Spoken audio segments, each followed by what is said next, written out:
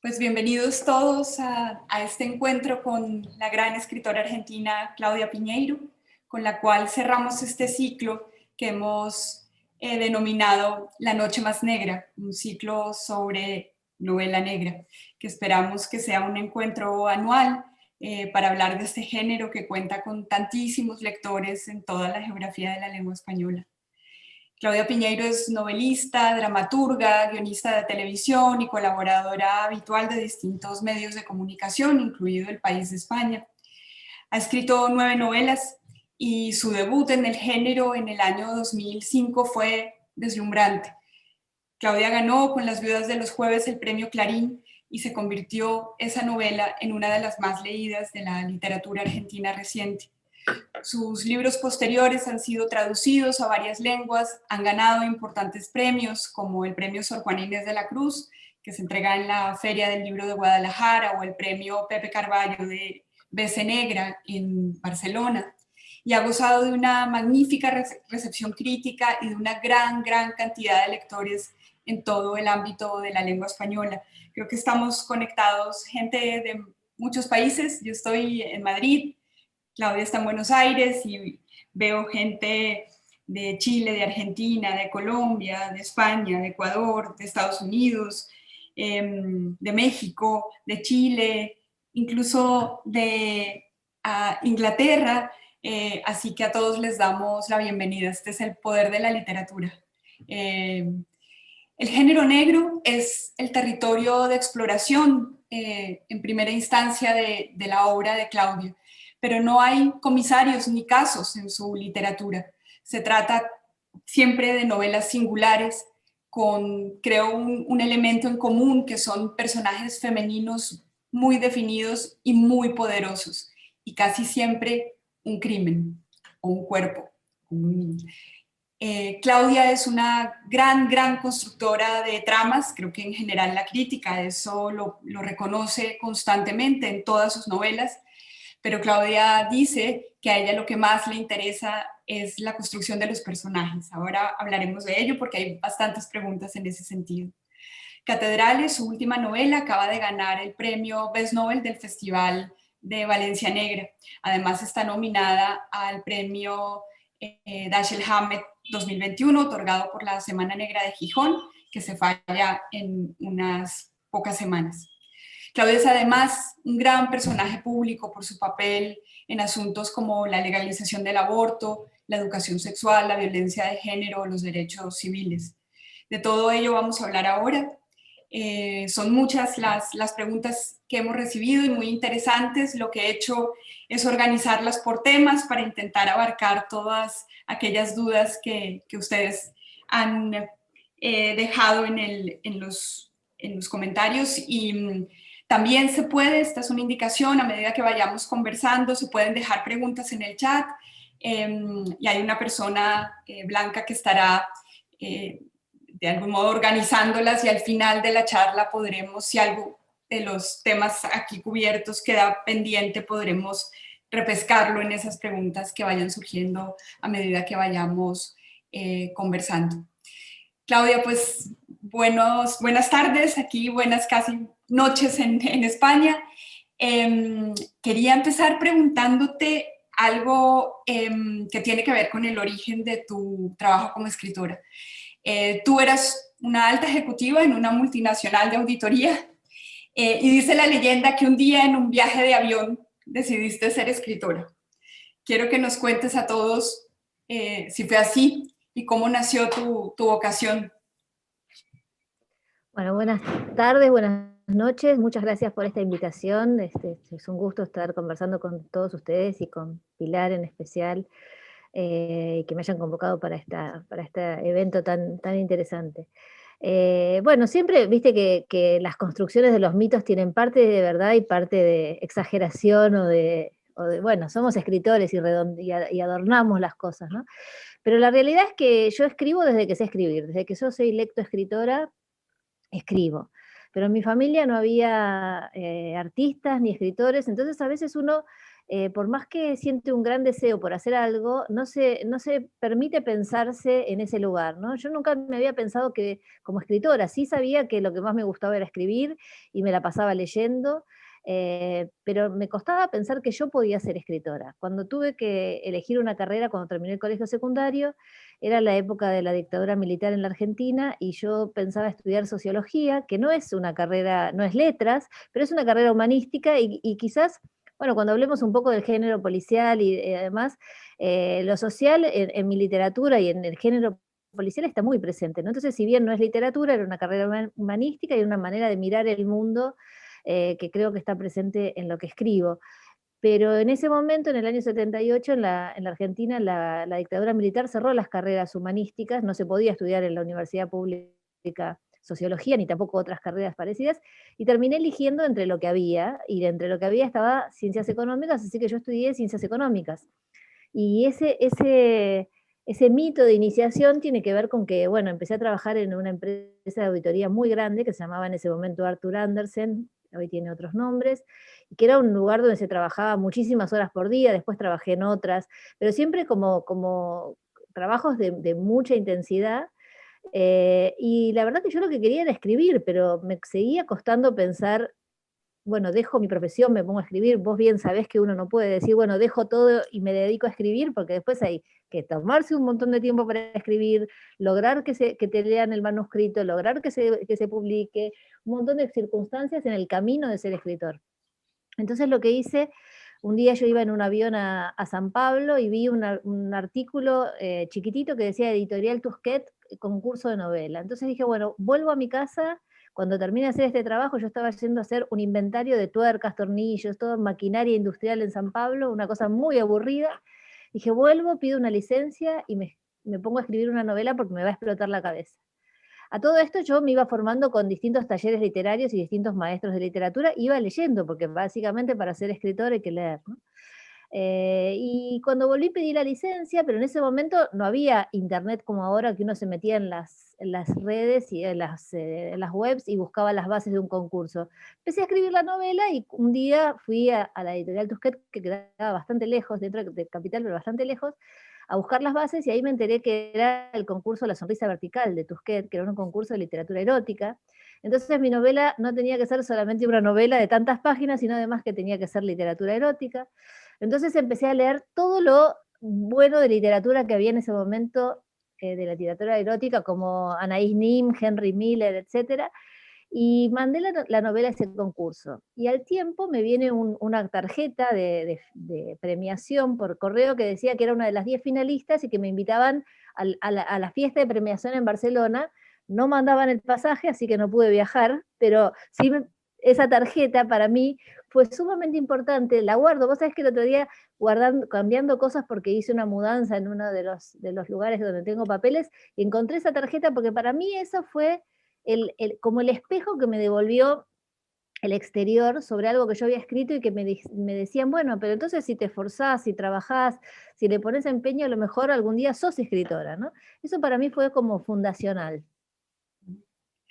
Claudia, dices que para ser escritora hay que leer muchísimo. Hay varias preguntas en ese sentido sobre tu formación como escritora a partir de lecturas.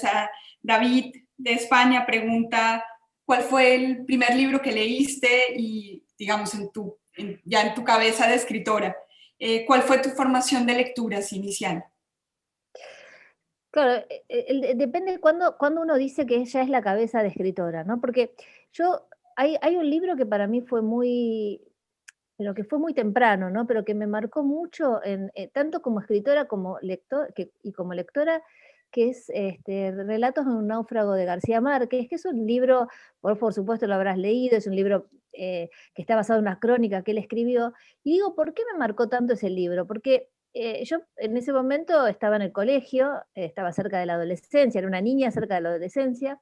A mí me interesaba mucho leer y en mi casa había una biblioteca, pero era una biblioteca pequeña. En mi casa no se podían comprar todos los libros que uno quisiera leer. Mis padres le daban importancia a la lectura, pero no tenían resto económico para comprar todos los libros, ¿no? Entonces, cada tanto había algún libro nuevo en mi casa. Entonces, para mí los libros que me indicaban en el colegio eran libros que yo esperaba con mucha ansiedad, porque sabía que esos libros los íbamos a comprar en mi casa y iban a estar en mi biblioteca. Cuando ese año la maestra dio para leer Relatos de un náufrago, yo me enojé muchísimo, porque dije, ¿a mí qué me va a interesar un libro sobre un marinero que naufraga, ¿no? Un barco que naufraga en alta mar y queda ese marinero a la deriva? No sé, va a ser algo totalmente aburrido, pensé que no me va a interesar en absoluto, que no es el tipo de lectura que a mí me interesaba, pero bueno, era el que indicaban en el colegio, entonces mi familia lo compró, yo lo leí, y en cuanto empecé a leer ese libro, a las 2 páginas, a las 3 páginas, yo era ese marinero en alta mar, a la deriva, decidiendo si tomaba o no tomaba el agua salada para sobrevivir, el agua de mar, decidiendo si mataba o no a la gaviota que venía a ese barco, a ese bote donde él estaba tratando de llegar a algún lugar y salvarse. Y entonces eso fue una gran lección como lectora y como escritora, ¿no? Porque esa cosa de que el prejuicio del tema o de qué se trata este libro, me podrá interesar porque se trata de tal cosa. A veces hay escritores que no importa de qué se trate, porque lo que a uno lo atrapa es la forma en que está escrito, ¿no? Y García Márquez, para mí, esa crónica la ha escrito de una manera tan magistral que inmediatamente uno se siente en ese bote a la deriva, ¿no? Y creo que eso fue una de las primeras marcas que yo sentí como, acá no importa de qué se hable o qué se escriba, sino cómo se escriba, ¿no? A partir de ahí hay muchas, ya como escritora, muchos autores que para mí son muy importantes en la formación de ir armando, bueno, cómo es ese camino para poder contar una historia, qué voces me gustan, cómo me gusta encarar. Si tengo, sería imposible nombrar a todos, ¿no? Entonces, si voy a elegir a uno solo en Argentina, me gustaría compartir, ya que hay gente de muchos países, la literatura de Manuel Puig, porque Manuel Puig no es un autor que es tan transitado a lo mejor en el exterior como puede ser Borges o como puede ser Cortázar, que son los autores que siempre nombramos cuando tenemos que nombrar a un autor argentino, y Manuel Puig para mí es fundacional, ¿no? Porque es un autor que habla de mundos que a mí me interesan, que son los mundos familiares, mundos donde las familias duermen la siesta y entonces las mujeres hablan en voz baja, pero además pasan cosas tremendas, ¿no? Además cuenta lo que está pasando en el país, además está contando eh, también crímenes y otras cuestiones, pero siempre en lo doméstico, ¿no? En lo privado, y además con una ruptura del lenguaje muy, muy, digamos, él no tenía problemas en hacer rupturas de lenguaje y en cambiar formas de pasar de una carta a un diálogo donde no escuchás a todos los personajes, a la prosa nuevamente. Y después, bueno, tiene además para mí esa connotación particular, que es alguien que también adoraba el cine, adoraba lo que es el audiovisual, adoraba las estrellas del cine, y a mí que además soy guionista y dramaturga, eso me cautiva mucho también. En todo el universo que has descrito, tú, digamos, eres claramente, aunque tus novelas no, decía antes, que no tengan un inspector y digamos, no haya una saga allí con un personaje que las vaya nucleando, pero claramente tú, llevando el género a distintos sitios, digamos, has usado el territorio de la novela negra para construir tus ficciones.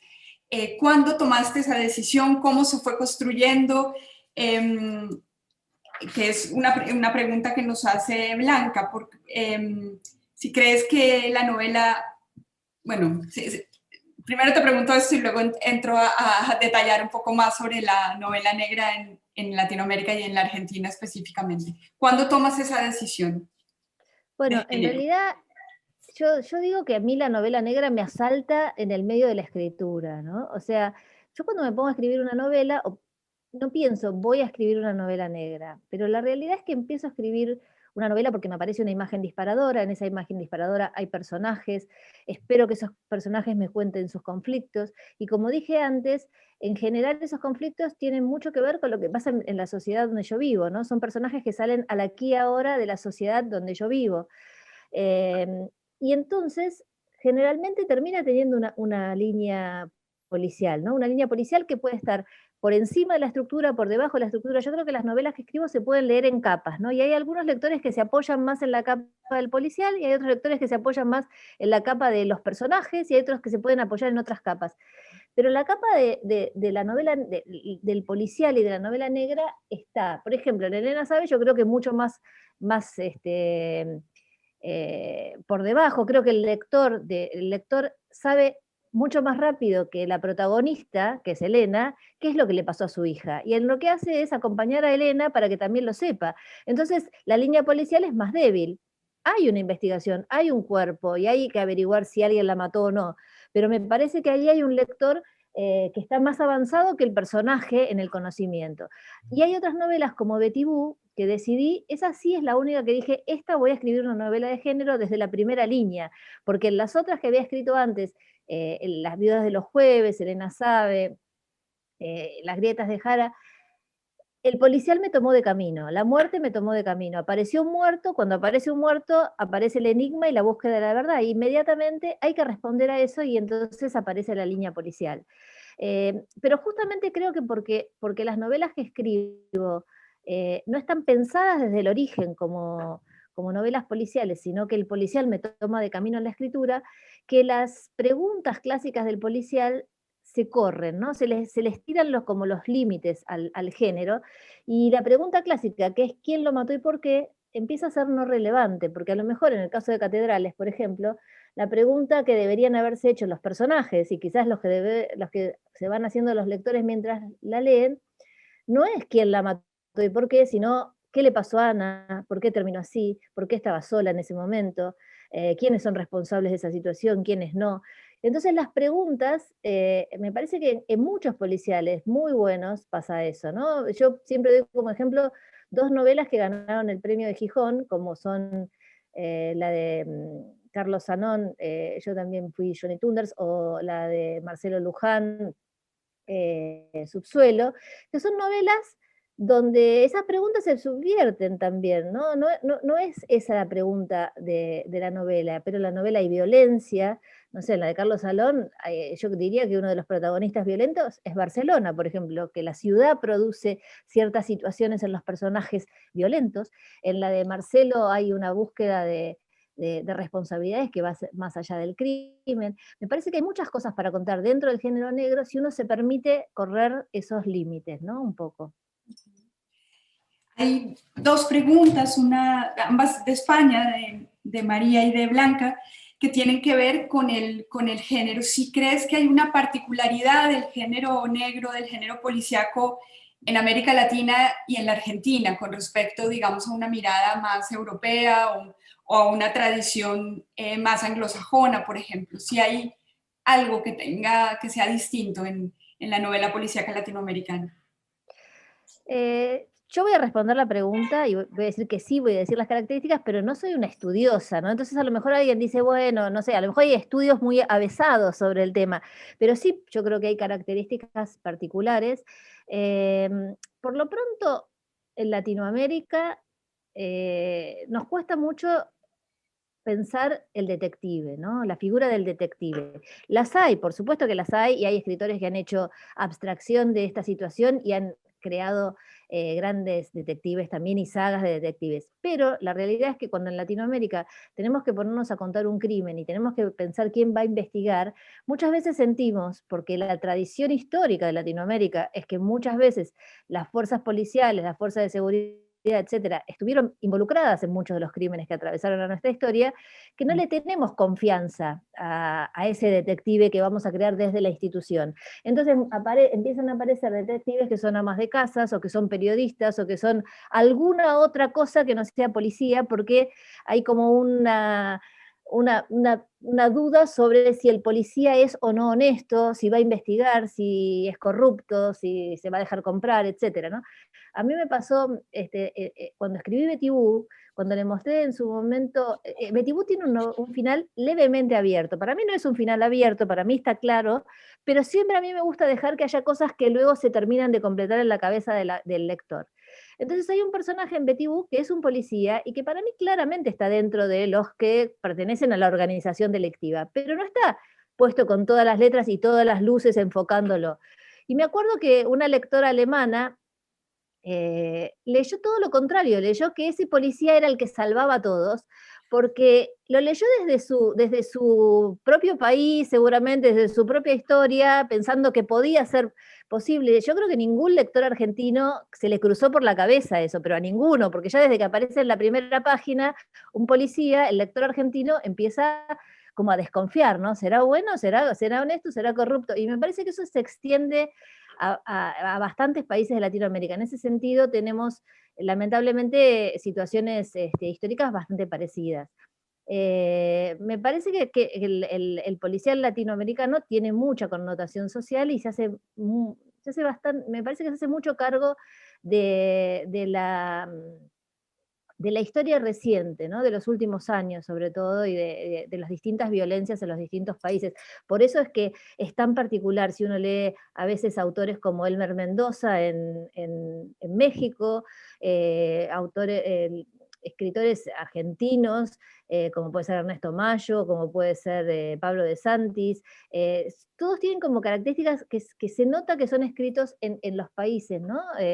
Me parece que en Colombia pasa lo mismo, Santiago Roncagliolo en Perú siempre da cuenta también de las situaciones de su país. Me parece que están muy marcados por el lugar de donde viene y por la historia. Quizás en otros países también, y uno desconoce, ¿no? O sea, yo no sé tanto de la historia de los países nórdicos, Suecia, Noruega, etcétera, que da tanto policial, y a lo mejor también está relacionado y uno no lo nota tanto. Pero a mí me parece que el componente social está mucho más marcado, y además nos hacemos bastante cargo, me parece, eh, de cuánto tiene que ver la sociedad con el crimen que se comete, ¿no? O sea, los crímenes que se cometen en la Argentina no son iguales a los que se cometen en Estados Unidos, ni son iguales a los que se cometen en Suecia, y me parece que en ese sentido, para contar un crimen, tenemos que contar las sociedades donde se desarrollan, ¿no? Interesantísimo. Hay todo un bloque de preguntas que voy a intentar aglutinar, así que no nombraré a quién las ha hecho porque son muchas y tienen que ver con tu forma de trabajo. Hay una pregunta constante que recorre el interés de los lectores y es: ¿cómo nacen tus historias? ¿Dónde empiezan? ¿En una imagen, en una historia, en una trama? ¿Dónde está digamos, el núcleo de las historias de tus libros? ¿Cómo nacen? Bueno, sí, las historias, vos nombraste muchos lugares donde pueden iniciarse, porque los escritores todos tienen distintas formas no todos nos iniciamos de la misma manera. A mí me aparecen a partir de imágenes, ¿no? A mí me aparece una imagen, y en esa imagen seguramente está la idea, y seguramente están cosas que leí, cosas que vi, em, probablemente lecturas anteriores, películas, series, un montón de cosas que uno no sabe de dónde saca cada cosa, pero lo que te aparece es una imagen, y esa imagen tiene algo de la categoría de los sueños. Uno un día sueña con algo y no sabe exactamente por qué soñó con eso, y podés empezar a tirar de un hilo y decir, ah, sí, soñé con esto porque tal cosa, pero la realidad es que no sabes exactamente por qué soñás con algo, ¿no? Y en esta imagen disparadora de lo que después va a ser un proceso creativo, a mí me pasa lo mismo. A mí me aparece una imagen, yo la dejo que se quede en mi cabeza. En el caso de Catedrales, por ejemplo, esa imagen era una joven que entra a una iglesia, está mojada, se siente en el último banco y espera que llegue un reparo, un consuelo que aparentemente no llega. Yo en ese momento no sabía quién era, ni que ella iba a terminar siendo Ana, que es la protagonista de la novela, ni quién era su familia, pero dejo que esa imagen quede en la cabeza, que se macere, que me empiecen los personajes a mostrar sus conflictos. Yo enseguida empecé a pensar, bueno, ella es una de 3 hermanas mujeres, tiene una familia de 3 hermanas, muy católica, por eso está en misa, y empecé a pensar qué fue lo que le pasó, qué la llevó a la iglesia, etcétera, y empiezo a tirar de una cuerda que arranca con esa imagen. En esa imagen probablemente está de manera inconsciente, ¿no? Todas las otras cosas que voy diciendo ahora, pero las tengo que ir como tirando, como si fuera una madeja donde está toda la lana enrollada, y uno va tirando de a poco y va anudando, y tira de a poco y va anudando, ¿no? Y una de las decisiones primeras que hay que tomar, por lo menos para mí, ¿no? No digo que sea igual para todos, es cuál va a ser el punto de vista con el que se va a contar una historia. Porque una vez que vos tenés, bueno, es este personaje, es esta familia, es este conflicto central, más o menos la historia va a ir para todo lado, es quién lo va a contar, ¿no? ¿Quién va a ser el que va a contar esto? ¿Cuál va a ser la voz? ¿Y cuáles van a ser los puntos de vista? Porque una historia, la misma historia contada por distintos personajes o por un narrador omnisciente, lo que sea, cambia rotundamente. Entonces, para mí una de las primeras decisiones es esa, y otra decisión para mí muy importante es pensar la estructura de la novela, porque a veces se minimiza la situación, el concepto de estructura, que es cómo se va a ir contando esta historia. Y me pasa a veces que leo muchos yo manuscritos de concursos, ¿no? De concursos literarios que me toca hacer jurado, y a veces estás leyendo algo que es muy bueno y que viene muy bien, y en un momento se empieza a caer y vos decís, qué pena que no pensó antes este final, ¿no? De cómo terminar los últimos capítulos, y sentís que finalmente el escritor se lo sacó de las manos porque ya no sabía cómo arreglar esa parte de la estructura. La estructura para mí es algo que sostiene el lenguaje, sostiene la prosa, que debería no notarse tanto, porque si no es como un edificio que uno le ve los tirantes de hierro, pero que tiene que sostener, ¿no? Y eso lo haces ¿cómo? Tomando apuntes en el proceso de escritura, construyes una escaleta, ¿cómo es, digamos, la manera ya de ir resolviendo todos esos problemas? ¿Cómo te van hablando esos personajes es directamente cuando estás ya sobre la página o creas algún tipo de escaleta?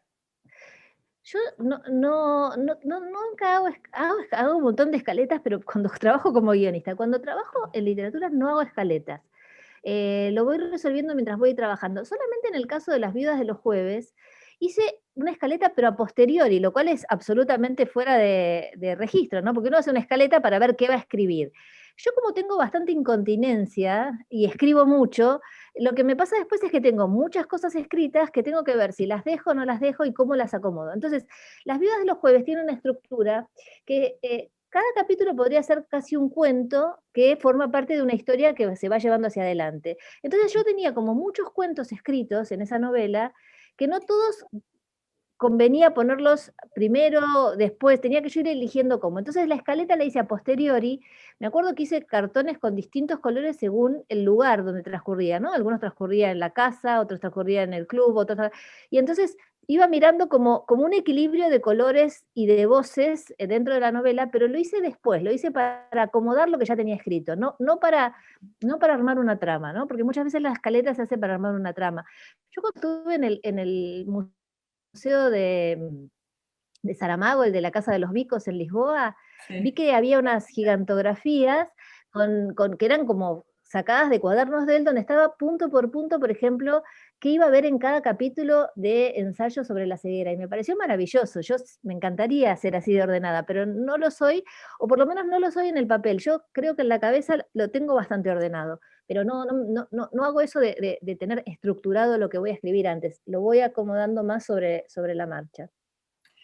Claudia, hay una pregunta que recorre casi todas las preguntas sobre tu cocina de trabajo y es, ¿cómo es tu rutina al escribir en tu día a día cuando empiezas una novela? ¿Tienes construido Sí. ya una cotidianidad con la escritura o cómo funciona tu día a día?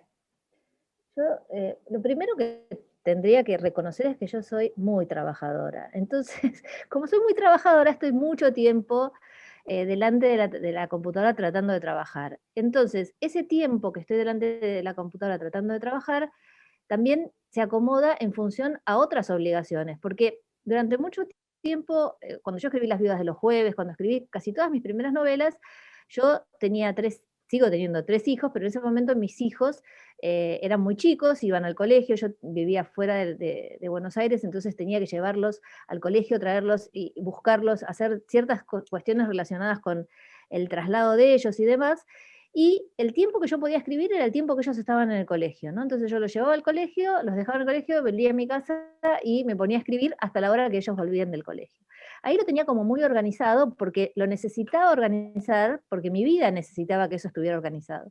Después cuando ellos crecieron y ya no necesitaban tanto de mí cuando volvían del colegio, y más ahora que ya no viven conmigo, eso se desorganizó, ¿no? Porque yo puedo escribir en cualquier momento del día, no es que necesito escribir cuando no tengo que atender a mis hijos, pero hay otras cosas que te desorganizan el trabajo que tienen que ver con por ejemplo, hacer una charla, por ejemplo, dar una entrevista, por ejemplo, una nota que te piden para algún diario. Entonces eso te saca a lo mejor de la novela que estás escribiendo.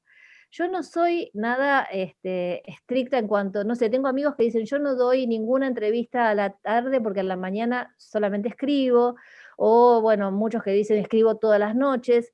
Yo escribo todo lo que puedo, ¿no? Entonces, todo lo que le puedo robar a cualquier otra cosa, escribo. No me gusta escribir de noche porque, no me gusta, no puedo porque me quedo dormida. No sé si vos te acordás que hemos ido a alguna cena en Guadalajara que se retrasó y a mí se me caía la cara así sobre la mesa delante de los mejores escritores de la literatura latinoamericana, que era un papelón, pero me quedo dormida, no lo puedo evitar, me duermo trabajando y me duermo delante del que sea. Entonces, a partir de determinada hora, no puedo escribir porque me quedo dormida. Me puedo levantar a las 4 o 5 de la mañana para escribir sin problema, pero no puedo escribir de noche, algo que también hacen muchos escritores. Y una cosa interesante que descubrí ahora en la pandemia es que yo te diría, puedo escribir en cualquier lado. Yo siempre decía, puedo escribir en cualquier lado, porque teniendo una computadora portátil, uno agarra la computadora, yo me puedo ir a un bar, eso lo puedo seguir haciendo, si es que se puede ir a los bares, escribir, pero dentro de la casa puedo escribir en cualquier lado, mucho en la cocina, en distintos lugares. Me pasó en la pandemia que tuvimos que estar muchos meses en Argentina encerrados, yo en mi caso con mi pareja y y mi hija mujer, y ahí me di cuenta que necesitaba un cuarto propio, porque no es lo mismo escribir en cualquier lado y que no estén pasando todo el tiempo alrededor tuyo preguntándote algo o comentándote algo o hablando de algo, porque claro, yo podía escribir en cualquier lado porque estaba sola en mi casa y la gente aparecía a la noche cuando volvía de sus trabajos, pero cuando empecé a estar compartiendo el mismo espacio con otros, me agarré un cuarto así chiquitito que tengo, puse una cerradura y era la única forma de poder escribir, ¿no? Entonces eso del cuarto propio parece que sigue siendo así nomás. Y te iba a hacer la pregunta de que, ¿cuáles, dices que escribes en cualquier parte, pero ese espacio que construiste, esa mesa de trabajo, ¿tiene algunos elementos básicos o no? Bueno, está llena de libros, te la mostraría porque es una vergüenza esto, pero mira esto ahí, son todas pilas de libros, ¿ves? Sí. Todo eso son pilas de libros. Eso no se hace en las grabaciones porque yo tengo que estar centrada y todo, pero ya que me preguntas, son todas pilas de libros que yo tengo la fantasía que los voy a leer o que los voy a necesitar y seguramente van a estar acá durante bastante tiempo y algunos leeré y otros no voy a poder leer porque es imposible, ¿no? Pero todo me interesa, todo por algo lo tengo ahí, tengo también manuscritos, en este momento tengo manuscritos que tengo que leer para un concurso, siempre tengo una libreta, mira, tengo esta que me dieron de Penguin hace un tiempo y lapiceras que funcionen y corran bien, tengo siempre jugo de pomelo, eso para mí es fundamental, y ahora también una cosa que es fundamental para todos, tener un montón de enchufes, ¿no? Porque tengo zapatillas con cables y teléfonos y demás. Pero básicamente lo que siempre necesito es, además de la computadora, una lapicera y una libreta, que me imagino que a muchos nos pasa, ¿no? Que más allá de que tengamos la computadora, tenemos que estar anotando cosas y no mucho más. Café, alguna gaseosa y no mucho más.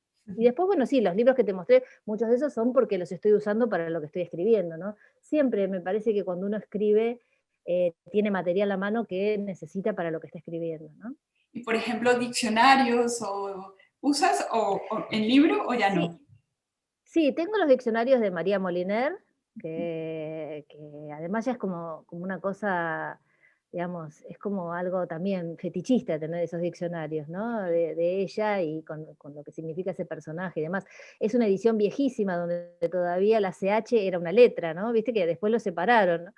Pero los tengo y los uso, me gusta usar los diccionarios en papel, pero también el tema de entrar en el diccionario rápidamente en la computadora es un beneficio que la verdad que es buenísimo. Hay tantas cosas que antes nos llevaba muchísimo tiempo para resolver y ahora uno lo hace inmediatamente, ¿no?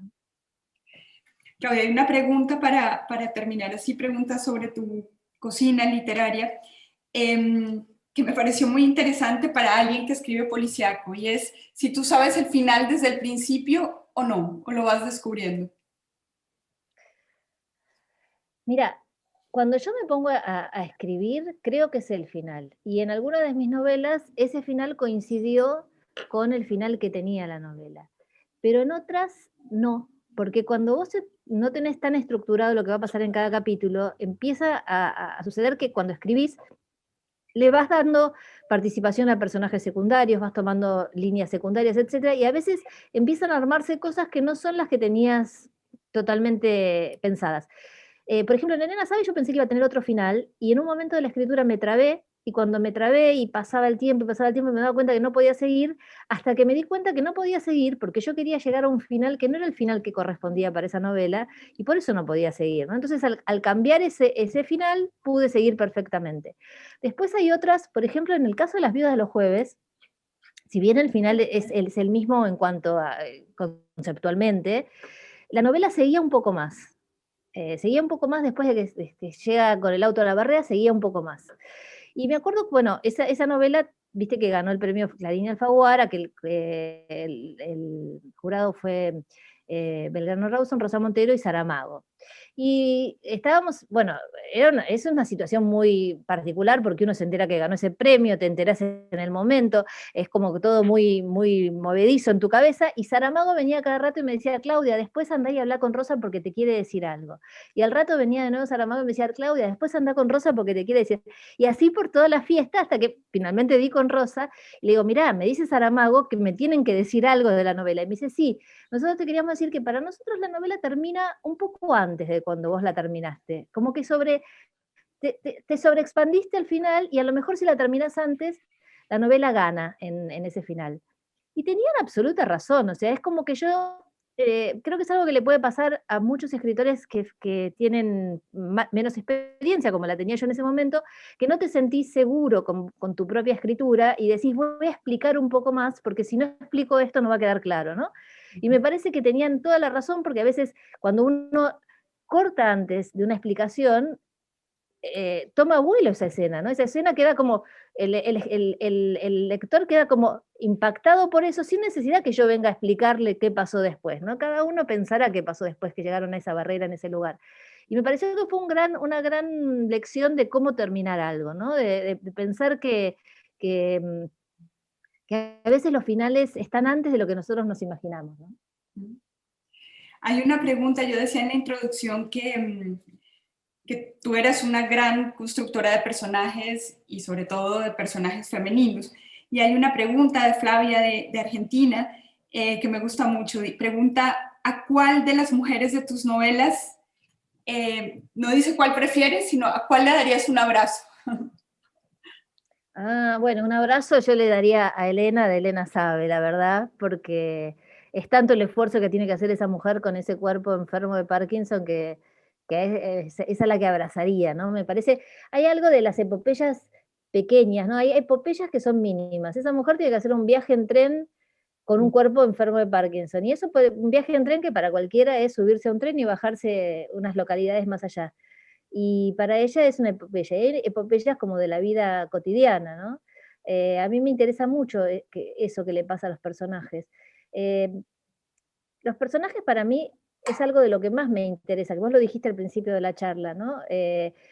David Lodge dice en alguno de sus textos que la novela en realidad es el desarrollo de la conciencia de los personajes, y a mí me parece que hay algo de búsqueda de los personajes en las tramas. Vos decís, yo tengo tramas poderosas. Me parece que las tramas para lo que ayudan es para encontrar quiénes son esos personajes, para ponerlos en una situación de abismo y entender frente a ese abismo qué decisión toman y entonces saber quiénes son.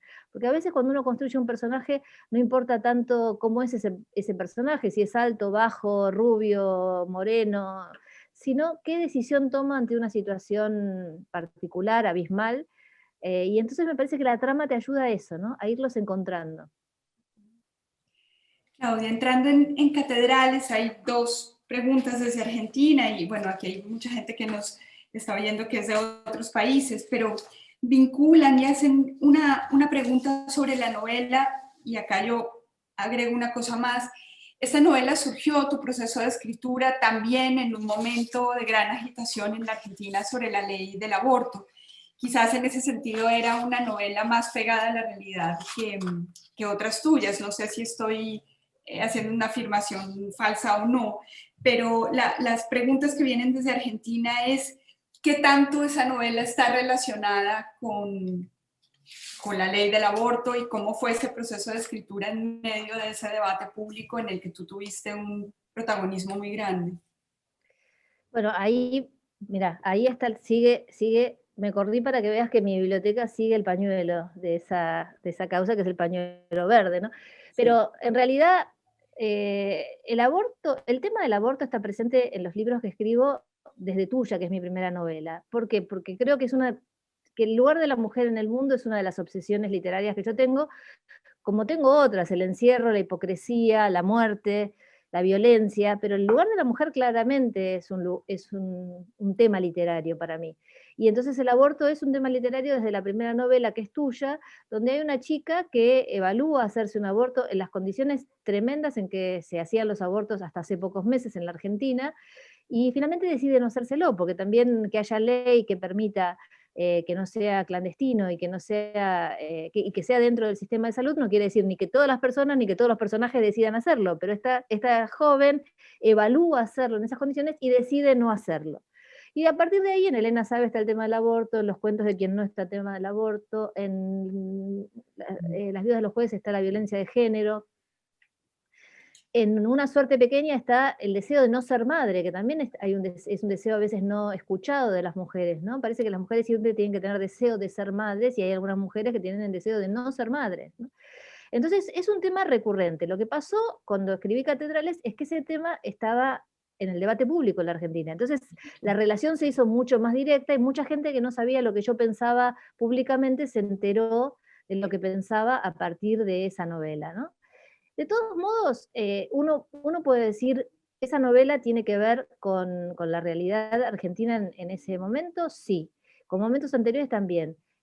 Pero vos sabés que al poco tiempo esa novela los derechos de la novela los compró mi editora polaca, que tiene editadas otras cosas, concomitantemente con que en Polonia, que sí había ley de aborto, el gobierno actual le quiso sacar a las mujeres una de las causales y todas las mujeres, no sé si te acordás, salieron a las calles y estaban las calles inundadas de mujeres peleando por eso. Y hace poco, en España también, cuando asumió, no sé, yo vi un video de, creo que es la alcaldesa de Madrid, que también hizo algún comentario con respecto al aborto, con lo cual temas que parece que para las mujeres ya están totalmente aclarados, que nos pusimos de acuerdo y que esto es así, cada tanto alguien viene y los revisa, ¿no? Entonces, una novela como Catedrales, que habla de una situación que parecía, bueno, es muy latinoamericana, de los países donde todavía esto no está vigente, me parece que hay que tener como un ojo de alerta, ¿no? De que los derechos que hemos conquistado las mujeres, para algunos parece que no son ya un piso desde donde hay que seguir conquistando derechos, sino que parece que pudieran ser revisados, ¿no? Entonces, nada, me parece que a veces las relaciones son más directas. Uno puede decir, ¿era la Argentina en el año 2018 cuando escribí la novela? Sí. Pero ¿qué pasa con estas voces que empiezan a aparecer en distintos países donde ya está este derecho aceptado y quieren poner alguna palabra de revisar esto y de si es la solución fácil o no es la solución fácil? Frases que digamos que en la novela se toman también y que se han tomado en el debate en Argentina, ¿no? Hay una pregunta sobre el libro de Vanessa de Chile y te pregunta si tenías un público en mente, un lector en mente cuando escribiste Catedrales, distinto al que tuvieras en tus otros libros. Yo creo que la escritura es un acto de comunicación y creo que yo escribo para que otra persona lo lea, pero yo no sé quién es esa otra persona. Cuando yo estudiaba con Mauricio Cartún, que es un gran dramaturgo, eh, teatro, yo estudié escritura dramática con él, él dijo que cuando le preguntaron a Bertolt Brecht para quién escribía, dijo para Carlos Marx sentado en la tercera fila, ¿no? Eso es tener muy claro para quién uno escribe, no es mi caso. Yo no sé quién está sentado en la tercera fila. Sí sé que hay otro. Y ese otro, me parece que para autores, como me sucede a mí, que tenemos la suerte de tener mucha gente que nos lee, son muy variados. O sea, cuando hay tanta gente que te lee, el lector, bueno, podés intuir quién es tu lector. A veces me preguntan si con esta novela yo pensaba que algunos se podían enojar. Yo creo que nadie se enoja. Te puede gustar más una novela, te puede gustar menos. creo que esta novela la leyó mucha más gente que otras, y esto no es por la escritura, quizás por mi exposición pública se sumaron muchísimos lectores, ya desde Quién no también, que es mi libro anterior, y en Catedrales, muchos lectores jóvenes y lectores varones jóvenes, que antes yo no los tenía tan presentes. Viste que vos vas a las presentaciones de los libros y muchas veces son mujeres de cierta edad, etcétera. Ya con Quién no y con Catedrales, tanto en Quién no en la presentación presencial o en Catedrales a través de las redes, tuve muchísimos mensajes de gente joven, y uno de los personajes de Catedrales que a mí me preocupaba era la construcción de Mateo, que es un chico de 20 y pico de años, ¿no? Que también pertenece a una familia muy católica, pero que se siente muy incómodo con esta situación y que trata de alejarse de esa familia y ver quién es y quién quiere ser. Había que encontrarle una voz y una cabeza, una voz, una forma de transmitir lo que le pasaba. Tenía miedo de cómo se iba a componer ese personaje. Y tuve muchos mensajes de jóvenes, que muchos no, pero quiero decir varios, que me decían, yo soy Mateo en mi familia, me parece increíble estar leyendo exactamente lo que yo siento. Y dije, wow, qué impresionante esto, porque por un lado a mí me hizo sentir bien, porque dije, bueno, el personaje está dentro de lo verosímil, lo que yo buscaba, pero a su vez pensaba que qué tremendo que esta persona se sienta Mateo en una familia, ¿no? Porque no es un lugar cómodo el ser Mateo dentro de una familia. Claro. Claudia, en otro tercio, aquí hay una pregunta de Janina, de Argentina. Ella dice que hace un año leyó por recomendación tuya, porque tú eres además una lectora generosa, compartes en tus redes tus pasiones lectoras, y en ese sentido eres una gran prescriptora de literatura y de aquello que te gusta. Ella dice que leyó a Dolores Reyes gracias a ti, que le encantó, y te quiere preguntar qué lectura actual que estés haciendo nos recomendarías. Bueno, yo de las últimas cosas que leí, les recomendaría mucho Los Abismos, de Pilar Quintana, que es el último premio Alfaguara. Parece que es una novela preciosa de una familia. A mí me gusta mucho leer esas historias que te cuentan un país al contarte una familia, por ejemplo, ¿no? O sea, la situación no es que te está contando Colombia, así como con grandes letras y como país, pero al contarte esa familia te está contando Colombia. A mí ese tipo de historias las siento cercanas y me gustan mucho. Me gustó mucho el libro de Marta Sanz, Pequeñas Mujeres Rojas también, que también es un policial particular, ¿no? En el sentido de que para mí, no tengo dudas de que es un policial, pero es un policial que da muchísima cuenta de España, de la historia española y de lo que pasó durante determinados tiempos anteriores y que siguen teniendo consecuencias en el presente, ¿no? Ahora estoy por empezar a leer, porque lo voy a presentar en Gijón y tengo muchas ganas de leerlo, El Pozo, que acaba de salir de Berna González Arbur, porque justamente es una de las también de las personas que va a estar en el festival, y tengo la suerte de presentar su novela. Así que bueno, esas 3 recomendaciones, no sé si quieren más recomendaciones, pero esas 3 me parece que son... Buenísimo. Claudia, y para terminar, y antes de, no sé, Blanca nos dirá si hay alguna pregunta más en el chat, que no lo estoy viendo yo, pero te quieren preguntar si estás escribiendo, si ya estás en algo nuevo, y si es así, si nos puedes anticipar o contar algo. Bueno, escribiendo estoy mucho, porque además ahora prontamente, en muy pocas semanas, no sé, días, no sé exactamente cuándo, pero ya se estrena una serie en la plataforma de Netflix que yo escribí con Marcelo Piñeiro, que tiene mi mismo apellido, pero con una letra distinta. Nos siguen preguntando si somos hermanos, marido, madre, hijo, padre, hija, pero no, porque hay una letra de diferencia. Él es el showrunner y el director, y yo soy con él la guionista. Estamos sumamente entusiasmados. Y eso lleva mucho tiempo de escritura. Yo alguna vez conversando con vos me decías que el problema de las editoriales no es que le roban lectores, sino que les roba escritores, ¿no? También. Pero bueno, esa serie ya está escrita y estoy escribiendo algunos capítulos de una posible segunda temporada. Y empecé a escribir una nueva novela que también espero que poderla terminar para el año que viene. Vos sabés que, hablando con Samantha Shevlin de escritura, ella también en un momento estaba escribiendo guiones, igual que yo, y el año pasado, antes de la pandemia, ¿no? Y las dos estábamos yo estaba preocupada y le decía, lo que tengo miedo es que uno se pone a escribir estas guiones, que es como un oficio en el cual hay algo de vértigo y tenés que escribir y terminar y demás, y si eso te va a restar después tiempo para la literatura. Obviamente tiempo te resta porque es un trabajo que te tiene... Y ella me dijo, vas a ver que cuando dejas el guión, la novela sale, porque tenés un entrenamiento de escribir, y fue tal cual como me dijo ella, ¿no? Que uno viene tan embalado que necesitas seguir escribiendo con otros ritmos, porque la literatura lleva otro reposo, otro ritmo, es totalmente distinto en ese sentido, pero de todos modos es hay algo del estar todo el tiempo escribiendo que hace que cuando retomas a la novela, ahí está, la novela ahí está, te está esperando para simplemente seguir adelante, ¿no? Ujú. Claudia, hay una pregunta más que te voy a hacer antes de cerrar, que me hacen en el chat y que está muy curiosa. Y es que si nos puedes describir qué libros tienes detrás, si tu biblioteca tiene algún orden o no.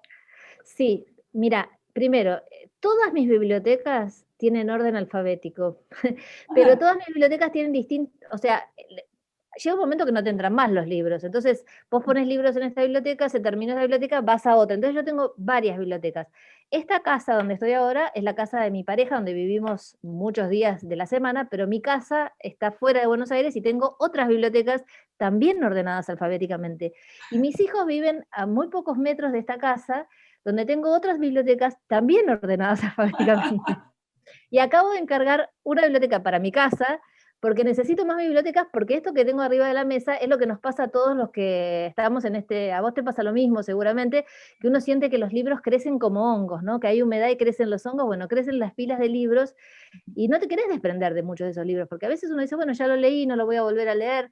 Hay algo también de poder desprenderse, pero hay tantos libros de amigos o libros que a uno le produjeron alguna sensación especial por lo cual jamás lo regalaría o lo dejaría, y porque sabes que vas a volver a él. Hay como una cosa de pertenencia de cada uno de esos libros que también son el momento en que los leíste, que lo único que te queda es seguir viendo dónde los vas metiendo, ¿no? Pero si la pregunta es, si estos libros están ordenados alfabéticamente, están ordenados alfabéticamente.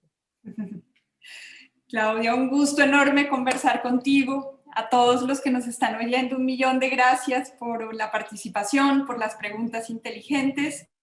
Y te esperamos muy pronto aquí en España, que será, no sé si has viajado en toda esta temporada o has estado muy encerrada. Nosotros estamos felices de recibirte porque es un viaje que se ha aplazado hace mucho. Así que estarás en el Festival de Gijón, en la Semana Negra de Gijón, y estamos muy contentos de recibirte en España como siempre. Aquí cuentas con un Muchas montón de gracias. lectores y con una editorial que te aprecia muchísimo, así que estaremos muy contentos de tenerte aquí.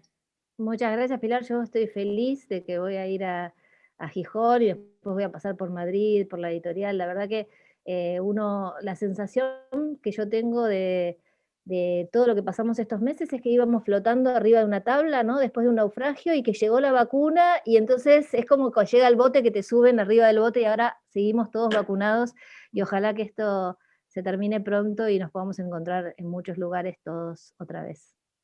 Ojalá. Muchas gracias a todos y hasta muy pronto.